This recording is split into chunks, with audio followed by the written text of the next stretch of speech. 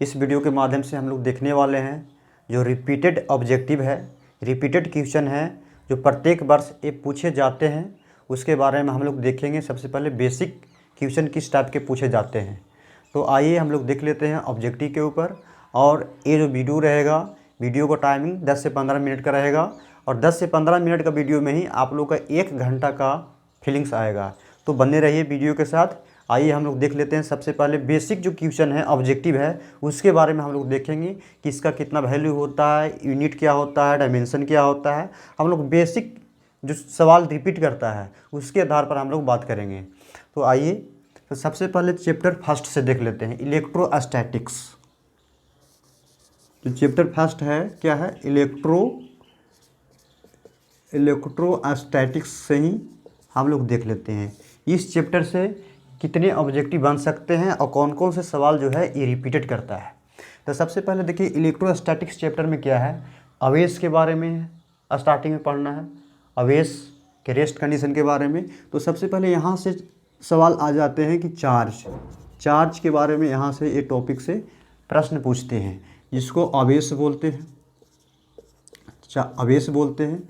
तो सबसे पहले तो पहला सवाल तो यही बन जाता है, जो आवेश है, आवेश को Q से डिनोट करते हैं और इसका जो फार्मूला होता है Q = IT होता है।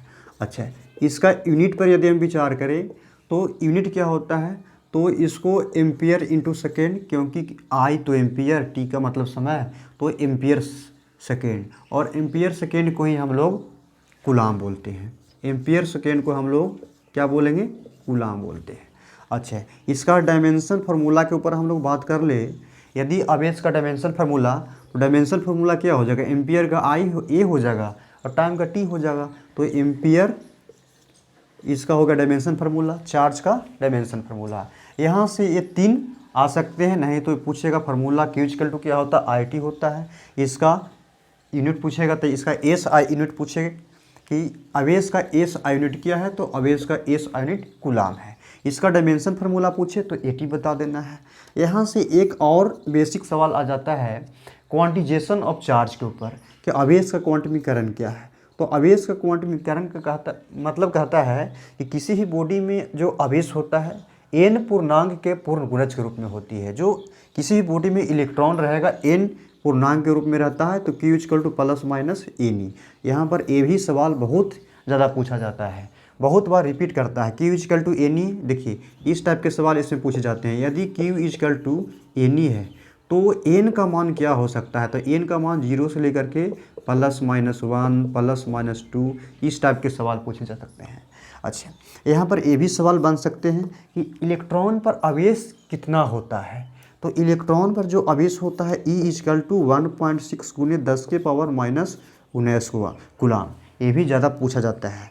अच्छा, यहाँ से एक सवाल और बनते हैं कि एक कूलाम में कितने इलेक्ट्रॉन होते हैं। एक कूलाम में बता दें, शॉर्टकट ऑब्जेक्टिव है तो ऑब्जेक्टिव की तरह ही हम लोग बात करेंगे। तो एक कूलाम में कितने इलेक्ट्रॉन होते हैं, तो 6.25 × 10⁻18 इलेक्ट्रॉन होते हैं। एक कूलाम में 6.25 × 10⁻18 इलेक्ट्रॉन। यहाँ से इलेक्ट्रोस्टैटिक्स से सिर्फ चार्ज से इतना ऑब्जेक्टिव बना है। उसके आधार पर ये जो और वे वैसे ऑब्जेक्टिव का हम लोग उठा रहे हैं जो रिपीटेड करता है, हमेशा ये किसी न किसी वर्ष ये पूछा हुआ है। अच्छा, आगे देखिए, फिर दूसरा पॉइंट, ये फर्स्ट पॉइंट चार्ज ले लिए। दूसरा कूलाम्स लॉ से यहाँ पर पूछता है, कूलाम्स लॉ से यहाँ पर भी ऑब्जेक्टिव बहुत ज़्यादा बनता है। कूलाम्स लॉ क्या कहता है, कूलाम्स लॉ कहता है कि यदि कोई दो आवेश Q1 और Q2, यदि कोई दो आवेश Q1 और Q2 है और इसका बीच की दूरी क्या है, R है, तो इन दोनों आवेशों के बीच लगने वाला इलेक्ट्रोस्टैटिक्स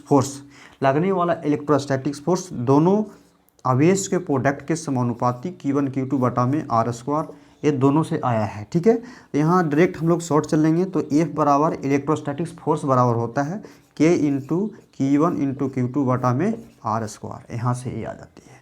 तो ये आपका रहा कूलाम्स लॉ से। अच्छा, यहाँ पर एक ऑब्जेक्टिव और बन सकते हैं, जो कूलाम्स लॉ, जो कूलाम का नियम है, जो कूलाम का नियम जो है, कूलाम का नियम जो है, ठीक है, किस प्रकार के आवेश के लिए लागू होता है, तो कूलाम का नियम जो है स्थिर आवेश के लिए लागू होता है। क्या लिखना है, स्थिर आवेश के लिए लागू होता है। कूलाम का नियम किस प्रकार के आवेश के लिए लागू होती है? तो स्थिर आवेशों के लिए लागू होती है। अच्छा, यहाँ से कूलाम को इलेक्ट्रोस्टैटिक फोर्स ये बराबर के इंटू Q1 इंटू Q2 बटा में R² हो जाएगा। अच्छा, यहाँ से एक और देख लिया जाए, यहाँ से के का वैल्यू पूछता है। के क्या है? तो वैद्युत स्थिरांक है। तो के बराबर क्या होता है? 1/4 पाई एप्सिलॉन नॉट।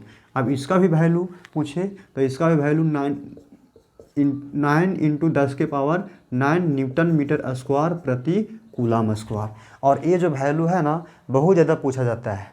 अच्छा, यहाँ से इसका वैल्यू भी पूछता है कि एप्सिलॉन नॉट का मान कितना होता है। इसको बोलते हैं परावैद्युता, परमिटिविटी। इसका वैल्यू होता है 8.85 इंटू 10⁻⁻12 कूलाम स्क्वायर प्रति न्यूटन मीटर स्क्वायर। यहाँ से ये जो सवाल जो लिखा गया है, जितना भी ऑब्जेक्टिव लिखा गया है, ये प्रत्येक वर्ष तो नहीं कर सकते हैं, किसी न किसी वर्ष ये पूछा है, किसी न किसी वर्ष पूछा हुआ है। यही ऑब्जेक्टिव बनते हैं इलेक्ट्रोस्टैटिक्स से। अच्छा, यहाँ से और देख सकते हैं के का डायमेंशन फार्मूला पूछेगा। तो के का डायमेंशन फार्मूला पूछे तो याद रख लीजिएगा। देखिए, याद करने की इसमें बात नहीं है। देखिए, इसमें हम लोग बना भी सकते हैं। F बराबर के इंटू Q1 इंटू Q2 बटा में R²।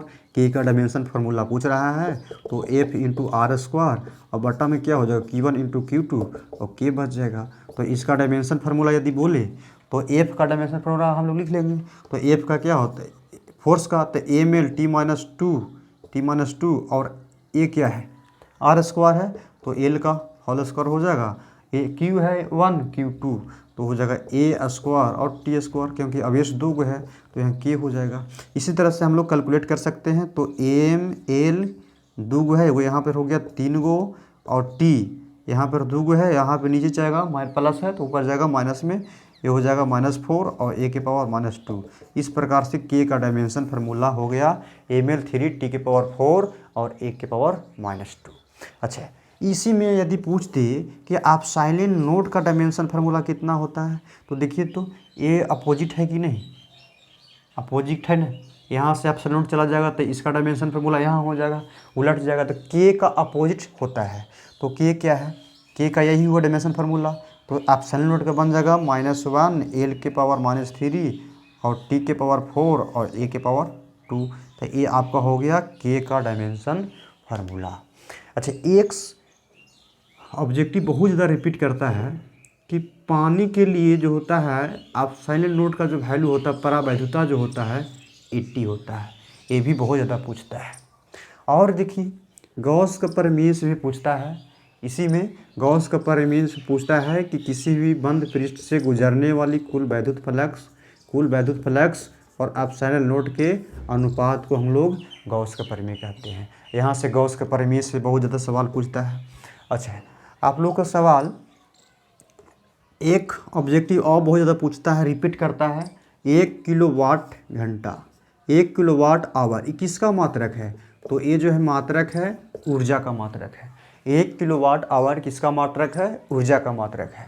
अच्छा, एक ऑब्जेक्टिव आप बन सकते हैं 1 किलोवाट आवर में कितना जूल होते हैं? तो 3.6 × 10⁻⁶ जूल होते हैं। इसको हम लोग ड्रा भी कर सकते हैं। अच्छा, 1 इलेक्ट्रॉन वोल्ट ये भी ऊर्जा का मात्रक है। इसमें कितना होता है? 1.6 × 10⁻⁻19 और ए जूल। और इलेक्ट्रॉन वोल्ट किसका मात्रक है? तो ये भी ऊर्जा का मात्रक है। ये भी बहुत ज़्यादा पूछता है।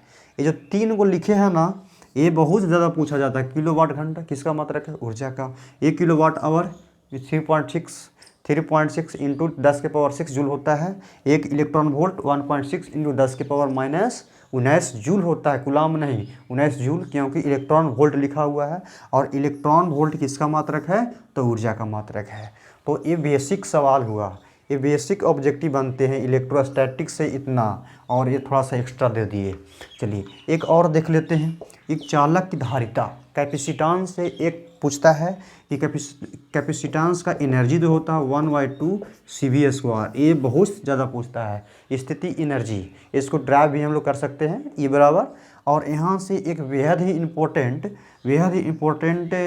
और ऑब्जेक्टिव बन जाता है। C बराबर होता है Q/V। C बराबर क्या होता है? Q/V। C बराबर चालक की धारिता को हम लोग C से डिनोट करते हैं और C बराबर होता है Q/V। अच्छा, यहाँ पर देख लीजिए थोड़ा सा, यहाँ पर हम लोग देख लीजिए चालक की धारिता को हम लोग C से डिनोट करते हैं, तो C बराबर Q/V होता है। अब इसका यूनिट पूछे तो यूनिट यदि पूछे, चालक की धारिता का यूनिट पूछे तो इसका फार्मूला ही होता है Q/V। तो Q को क्या कूलाम और V क्या वोल्ट, तो कूलाम प्रति वोल्ट। कूलाम प्रति वोल्ट को हम लोग फैराड बोलते हैं। क्या बोलेंगे? फैराड।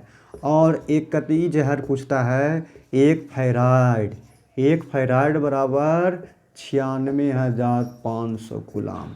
ये बहुत ज़्यादा रिपीट करता है, एक फैराड बराबर 96,500 कूलाम। ठीक है, तो ये सब इम्पोर्टेंट ऑब्जेक्टिव था, बहुत ही इम्पोर्टेंट है और बहुत ही ईजी है। इसको याद करना है तो याद कर लीजिए और कॉपी पर लिख करके याद कीजिएगा, ज़्यादा बेटर रहेगा। तो फिलहाल इसको स्क्रीनशॉट लेना है तो स्क्रीनशॉट ले लीजिए। ठीक है, आज का सेवा यहीं तक। Thank you for watching my video. अगर ये वीडियो के माध्यम से आप लोगों को कुछ सीखने को मिला तो प्लीज़ वीडियो को लाइक, शेयर एंड सब्सक्राइब करें। Thank you.